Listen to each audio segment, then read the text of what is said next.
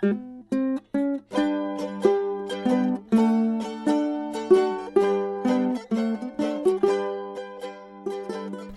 to Just Say This, the place to get all the help you need for the birds and bees talks. I'm your host, Amy Lang. Just a quick reminder, this show is for grown-ups because I'll be swearing. There'll be lots of swears, and then I'll also be talking about grown-up sex. I can guarantee that your kids do not want to listen to this, and they really don't want to listen to it with you. You've been warned. Do you have a question for me? Please give me a call. The phone number is 206-926-1522, 206-926-1522, and I will answer on the show. And if you have a funny sex talk story, please call in those as well, 206-926-1522. Thanks. It seems like eons since I've had something to say, oh my fucking God, about. And I know you're thinking, oh, here she goes, the row thing. Yeah, totally. I don't even know what to say. Like, those fuckheads want to have women and people with uteruses engage in something called forced pregnancy. And just no, we need to stop saying anti-abortion because that's whatever. It's really about forcing people to go through pregnancies. I have been pregnant. I birthed a gigantic baby. Just a side note, if you're gluten sensitive, I found this new flour. It's not new, it's an ancient flour, and it's actually wheat flour called einkorn, and I get 10-pound bags. Milo weighed 9 pounds, 6 ounces. I'm holding a 10-pound bag of this flour, and I was like, oh my God, that came out of my vagina. Anyway, I have been pregnant. You may have been pregnant. You may have had an abortion. I've never had an abortion, but I've been with women through their abortions. Bottom line, forcing someone to continue a pregnancy is absolutely bullshit and bonkers. So there's that. Blah, blah, blah, blah, blah, blah, blah, blah. But the thing that has me the most worked up is Oklahoma. Fertilization is not pregnancy. And they're trying to make not science a law. Well, they did. So that's not going to last. But I just want to be super clear that you understand. And then please make sure your children understand that when a little spermie gets into a little eggy, that is not pregnancy. That's just fertilization. And whether or not that thing sticks into the uterine wall is up to the body, nature, whatever. So please understand. That is not a pregnancy. And eggs get fertilized all the time. And for whatever reasons, oftentimes good reasons, that thing don't stick. So we are constantly having spontaneous abortions, according to those total fucking fuckwits. Anyway, your job, please make sure you are talking to people about fertilization, your children, your peers, your partner, your friends. Post it on Facebook, please. Fertilization is not pregnancy. And then also, whatever you can do in terms of dealing with this forced abortion thing, my personal thought is that we need to be getting out there and registering people to vote, because that is the only power we have at the end of the day. Protesting, yes, it feels good. But if we are not giving money to candidates, if you can, even $5. Stacey Abrams, she needs your help. Even $5, that makes a difference to them because it adds up. But if you can find a way to help people register to vote, please, please, please do that, because that's the place where we're going to make the most change. Think about like Matt Gaetz and that Marjorie Taylor, what's the fucker. She got into office because people voted for her. Anyway, I'm pissed. Fertilization, forced pregnancy, please talk about it. And yeah, it's controversial. But when you think about forced pregnancy, how is that controversial? All right, I'm done. That's that. Okay. In other fun news, my book, Sex Talks with Tweens, is available for pre-sale on the Amazon. Just search Sex Talks with Tweens and you will find it. It's available on Kindle, so you can get it right away, and it's available in pre-sale. So please, please, please, if you're into it, get it. It's 95% scripts, about 10% tips. I know, the math.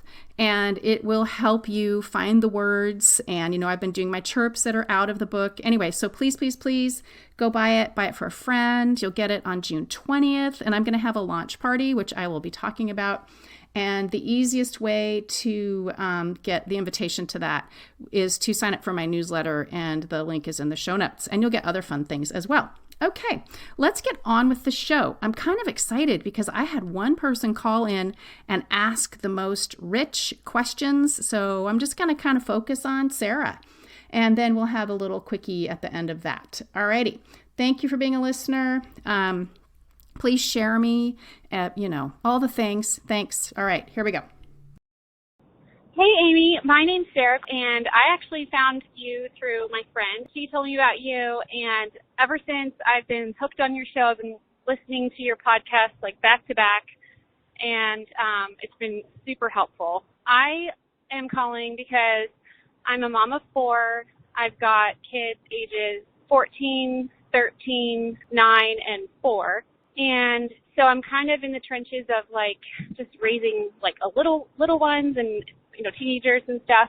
And so basically so I was raised super conservative, religious, very black and white, homophobic. You don't have sex or even kiss anyone before you get married type of thing. And I have done a ton of work in the past 15 years, basically like trying to retrain my brain that sex is a good, positive thing for one, because I was just kind of told, put on the brake, and then all of a sudden you get married, oh, you can have sex and it's a great thing. And that doesn't actually work out very well.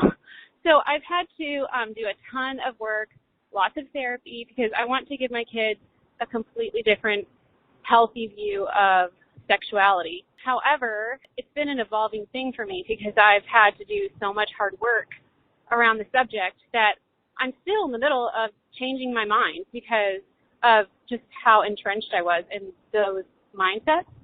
So, I've come, leaps and bounds, but I'm still working through a lot of my own stuff. And I've been listening to your podcast, and you talk about being really clear on your own values to be able to communicate to your kids about sex, because you need to be aware of what you think and believe in order to communicate what you want them to understand and believe about sex. So that said, I try my best to kind of be open about, how I don't have all the answers and I don't know, and I want them to own their own sexuality and that it's a great thing. But when I'm still in the middle of kind of processing and, my own values are evolving, I don't want to communicate confusion to them because I do change my mind from time to time.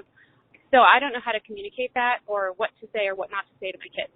The other thing is that my oldest, she's 14, she wants nothing to do with talking about sex. I've tried many ways to talk to her about it, try to keep it short and sweet, like you said. I've tried talking to her about it in the car when we're driving, and one time I started talking about it, and she whipped around, and she's like, do you want to ruin my day? So she just totally closes down the conversation and gives one-word answers. And so I'm kind of stumped about ways to bring it up. Obviously, she's 14, so she pretty much knows everything, but I still want to be able to have conversations about stuff and not just, have her learn about things through her friends or the internet or whatever. So any tips you can give me about that to foster openness and communication between a kid who just isn't interested even though they're older. And just one funny story. We're a military family, and so we lived overseas in Japan on a base, and my son was 3 years old, and he was constantly taking his clothes off, all the time, running around outside. And one time I was making dinner or doing dishes, and he was in and out, running around with his friends and stuff. He was 3. And he disappeared for about 5 minutes, and I go outside, and there's a police officer or a base, military member, police, walks up with my 3-year-old son with his police jacket on my son. And he said, ma'am, is this your son? I was like, yes. And he said, oh, well, he was totally naked, stripped down naked, and was pooping on the side of the neighborhood street here. So I just wanted to bring him back. And that was completely mortifying, obviously. So, took him inside, cleaned up and everything. So anyway, thank you so much for your show. All right, take care. Thank you so much for trusting me with your process. And thank you for this terrific voicemail. There's so much here, and I just wanted to spend a little more time than maybe usual with you and everybody. Well, you, sweet listener, and these questions you have. First of all, you got a house full of folks. That is a lot of parenting around sexuality at every phase. So I can imagine being a little overwhelmed by that. But I want to encourage you and just congratulate you, or I don't know, I always want to say I'm proud of you to an adult, but that always seems so weird. But I am really impressed that you have been working so hard to recover from the hand you were dealt in your conservative, Christian, homophobic, in my mind, lunatic, not based in reality upbringing. Those values messages you were taught, and they don't, as you know, they just don't help at all, and they can screw you up. I'm glad you're having therapy. I'm glad you're really thinking hard about this because, yeah, it is impacting your kids and it's impacting how you parent. But the good news is that you are hyper aware of it and you're working hard. Lots of parents who have your background don't take the time, and they might not have the resources or the constitution to pick apart what happened, to really work on changing their belief system and understanding the impact of all those negative, sex negative messages. And, you know, this is hard work. I know it's hard work. I'm also going to make an assumption that you probably have maybe some kind of abuse or assault, sexual assault history, which never, ever makes things easier. And you know, you're right. When you enter into marriage, if you waited until you have sex, then it's a whole thing. And I know lots of folks who wait, I'm air quoting that, have done just about everything except parts and wholes before they get married. And then there's that special moment when the P goes in the V, and then ta-da, you've officially had sex. All those other things, they're kind of sex, especially if you've been having, you know, any kind of oral or anal sex.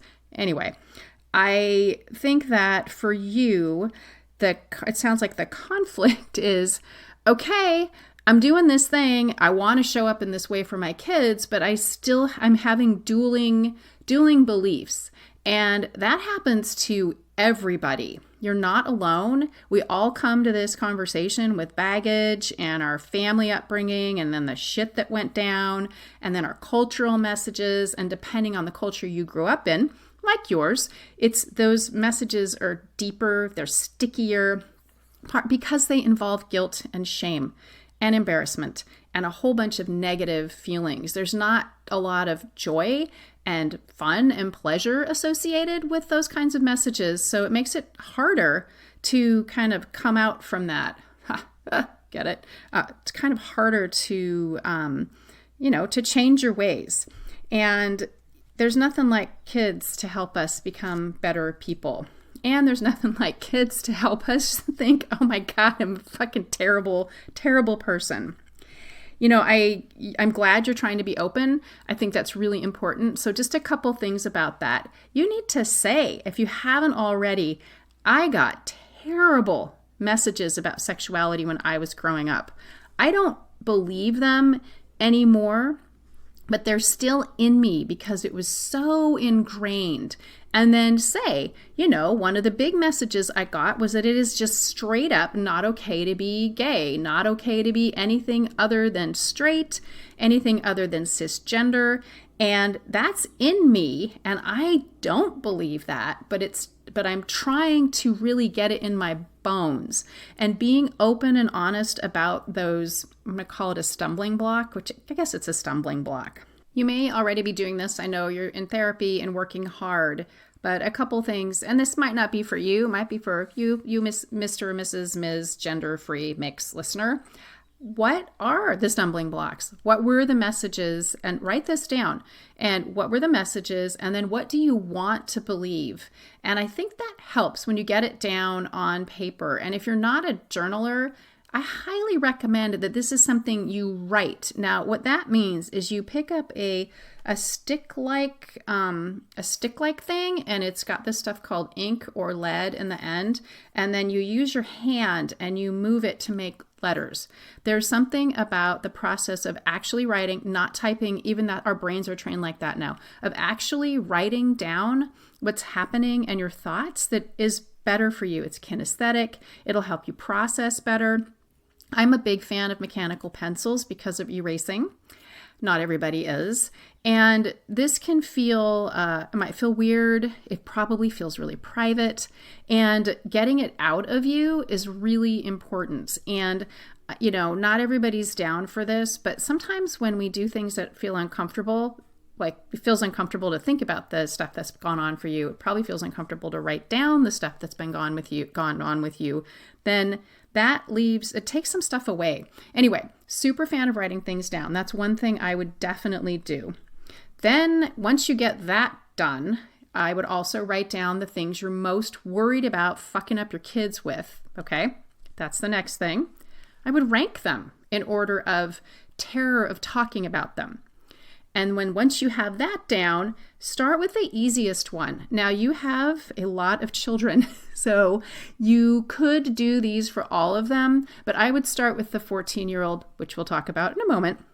I would start with them because they're urgent, right? She could get knocked up if she decides to have, the kind of sex that can get you knocked up. That's a concern.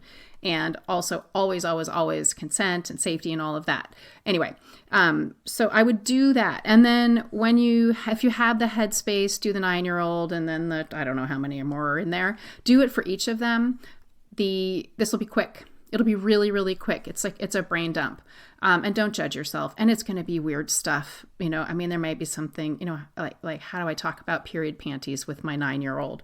You didn't say their genders, but it doesn't matter. So it might be funky little stuff like that. The process is to get out of your head, right? Get out of your head, get a little separate from it.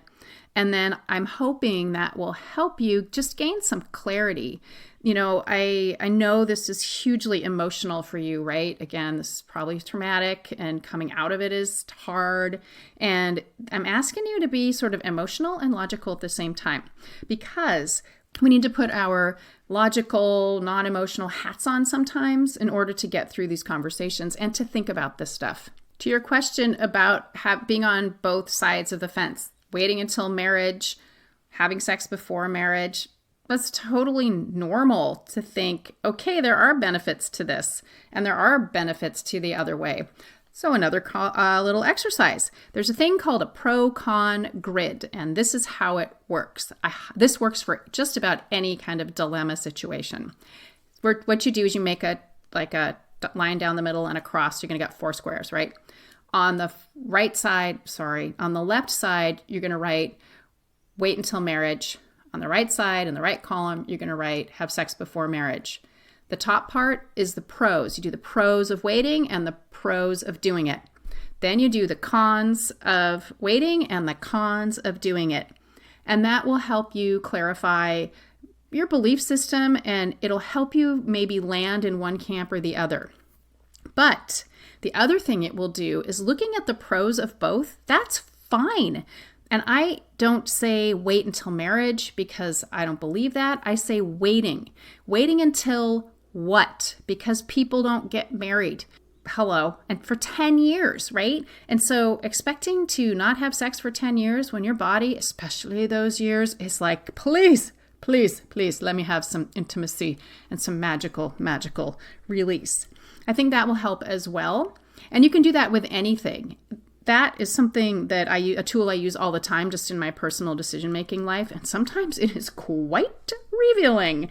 Anyway, so there is that. And again, you don't need to be like, I don't know what to say. Just say, this is what I think about this. I think the same thing. Here are the pros of waiting. Here are the cons of, here are the pros of, not waiting and getting busy. And your child will figure it out for themselves because you want them to have both. So for me, I'm a fan of waiting. Not until marriage, because that's crazy town. But I'm a fan of waiting. And, we talked to Milo about, I hope you're in our hope is, right? That's what you say. Our hope is that you're in a committed relationship. You know your partner well, that you're able to talk about your bodies and sexuality. And if pregnancy's on the table, you could go and get birth control together. You're able to get to know each other and feel like you have a friendship and a trust there before you do things that are going to be maybe life altering. And that's what we talked with him about. And I am not entirely certain what happened with him. I'm pretty sure he didn't have that experience, but now he's in a lovely, committed relationship with his darling, darling, darling girlfriend, whom we adore. And we love her parents. So it's kind of a double bonus. Anyway, don't be afraid to say both things. It's okay, but be clear. Just be clear. So pro-con grid for that. Your 14-year-old, sorry, they can be such a pain in the ass. This is completely developmentally typical. Like you said, she's 14. She knows everything. It's mortifying to have a parent talking, for not every kid. It's mortifying to have a parent talking about this. So a few things. I love the "do you want to ruin my day?" Pretty hilarious. A few tips for talking with her. First of all, when she's lucid, we all know what I mean, right? Like she's chill, she's clear. I would go to her and I would just say, look, I get that you hate talking about this, but we have to talk about this. And then tell what happened to you. Remember, I did not have this. This was not good for me. And tell her that it's going to happen. It's okay that she doesn't like it. She doesn't have to respond to you. She does not have to respond to you. She just needs to listen. She can set her timer, give you 2 minutes, and then do what you need to do. Another tactic is to warn her and say, I got to talk to you about a relationship thing, and we can do it now, we can do it later. You know, if they say now, you got to be ready to roll. Usually they say later or never. Never's not an option. Text her, get her books, use movies, use lyrics, use media, watch Sex Education with her. Might blow everyone's mind. She might say no. You watch it and then say, hey, I was watching Sex Education. Do you know anybody who's seen it? She'll say what she's going to say. And then you can say, there's this scene when XYZ, or my favorite character is blah, blah, blah. You should watch it. Maybe she'll watch it on her own. And this might push your values, but considering the amount of porn her peers are watching, and your child, of course, does not have access to any of that because you're using a monitoring and filtering product like Bark. Link in the show notes, as always. This is hard. These people are hard. And at the end of the day, they need you. They can't close their ears. Hang in there, acknowledge the discomfort, and then, eventually she's going to thank you. Another thing you can do for her is to tell her, you know what? The more you know about this, the better resource you're going to be for your friends. And sometimes that's a good thing. And then the other thing, too, is to make sure she has really good books for people of her gender and orientation. Put them in her room. Get her links to sites like Scarlet Teen. It's going to feel like a lot to you at scarletteen.com, and that is okay. Because if she's not listening to you or willing to talk to you, you need to use these other options. And then you can use them as conversation starters. And again, she'll probably get over this, and in the long run, she's going to appreciate it. That is the most important thing. She's going to look back and say, thank God my mom talked to me about this because I knew what to do when I was having, cramps, or when my boyfriend was pressuring me to have sex, or I had a girl interested in me and I was interested in that girl and I thought I was straight, but now I think I'm bi, and having you be available to her to say, you've already said, I don't get this, but if you've got stuff going on, please come talk to me and we'll figure it out. I want to make sure you have what you need. Okay, there you go. Thank you again for your question. It was really great. And P.S. Thank you for your hilarious story about your streaker. And oh boy, I work on military bases. I work for the Air Force and I do training for their Youth and Family Services programs. And so I can imagine how mortifying that was. Alrighty, thanks for your call. I really, really appreciate it. And I think hopefully we've helped a bunch of parents. So that's always my goal. Hey, Amy. I live in the Northeast and I have a 8.5-year-old daughter who is seemingly going through pre-puberty, or, those pre-teen years, way too early. So as a concerned dad, I am trying to get some advice on how common this really is and advice around mood swings and battles over absolutely nothing, and seemingly hormones, which seems odd, but yeah, anything around that would be greatly appreciated as a concerned, loving, dedicated father. Thanks. Average age of puberty start for people with ovaries is 9, and that's worldwide. There was a myth that average age of puberty start was 11, 10, 12, something like that, and that was because it was based on a study of white girls from the same place in the United Kingdom, and they were all doing the same thing. Turns out, when we broaden our worldview of ovary havers, the ages are different. So 9 is the average age. I Googled around just to double check what I thought was precocious puberty. And that's when people start puberty if they are ovary havers before the age of 8, and if they have the old testes before the age of 9. So she may have started at 8. I don't know. You didn't say.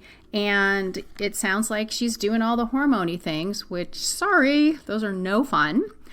Couple things. Is her body changing? Does she have breast buds? That's usually the first sign. Is she getting pubic hair? Is she getting taller? Is she smelly? Those are all signs of being in puberty. And then the moodiness. How to handle that? Well, track her. Track her moods. Watch when she is really explosive and she's battling you, she's having mood swings. It's usually predictable. And it's oftentimes at times when they are stressed or tired. And that's the first thing I would do. When you know she's moody, when you know she's battly, then don't talk to her. Laura Kastner says, lie low, wear beige, and only come up for air when absolutely necessary. Sometimes it's absolutely necessary that you engage with your person. Don't take it personally. Don't engage. Stay calm. Keep your poop in a group while she's doing her thing. You can make soothing sounds.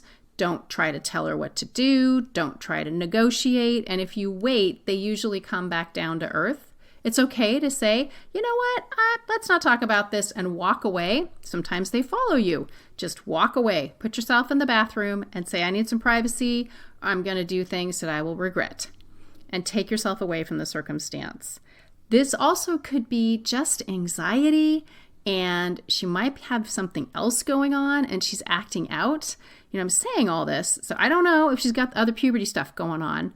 If she does not, then this may actually be a sign that something else is up with her. Something not good has happened to her, something scary, something upsetting. Somebody might be bullying her. She could be exposed to, I don't know, pornography, seeing crappy shit online, friend issues. That's something I would also talk with her about. I don't know if you're a 2-dad family or if you have a mom in the household or in her life or a gal that she's friendly with. Sometimes people who are same gender do better talking about this kind of stuff with someone who's the same gender. It doesn't mean that that's what has to happen. But if she's more explosive with you than her other parent, if there is another parent, then that parent should have some of these conversations with her to see and to piece out what's going on. The conversation about maybe it's something else, I would, again, wait till she's pretty lucid. And sometimes at bedtime, if you say, you know, that people are pretty chill and you stretch out next to her and just say, hey, you know, I've noticed this. Have you noticed this? Can you tell me a little bit about why you think that might be happening? She might say she doesn't know. I kind of always say they don't know. You can say something going on at school or with your friends, and see what she does. I think you can say to her also, you know, whatever you tell me, you won't be in trouble. I just want to make sure you get some help if you need it, or if there's somebody else involved, that they get help. We always focus on help. We always say make mistakes. We don't say terrible, evil, awful person. And see what happens. She may need some therapy. And so that might also be something that you pursue with her. So I would track the moods. I would check in about, is there something else going on? check her little bod and see if there are other signs of puberty. And, you know, it might warrant a trek to the pediatrician just to see if there is anything endocrinological. So close. Going on. And then I just want to say kudos to you. You know, as you know, everybody who calls me is sounds like a woman. And so thank you for calling. I love hearing from dads. If you're listening and you're a dad, please call with your questions. You have a different perspective. Your gender gives you a different perspective on all of this. So thank you for your call. And yeah, you know, kids these days, it is hard. It is hard. And I think we forget that children don't act the same way as adults do, and they all process trauma or whatever differently. Alrighty, thanks for your call. Okie doke, that is today's show. Kind of long, I think. I can never tell when I'm recording. Few things. Go find my new book, please. Sex Talks with Tweens. I'm super excited about it, and I think it will be helpful to you. Maybe not, but what do I know? I mean, I know. I think it's helpful. I think it's lovely. I love the color. The colors are great. Anyway, so go check it out. Links in the show notes, or just Google her around. Amazon is the place to go. That's the thing that's going to help me the most because of the way the world is. I know they're kind of the devil, but in order to get the word out, that's the place I got to hang out. Alrighty. Thanks so much. Good luck. Enjoy your sex talks.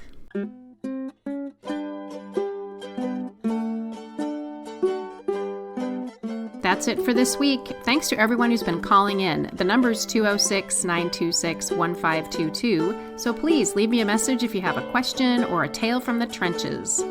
And thank you to Melanie Smith, my producer, and to Rolf, who wrote the Birds and Bees and Kids theme song.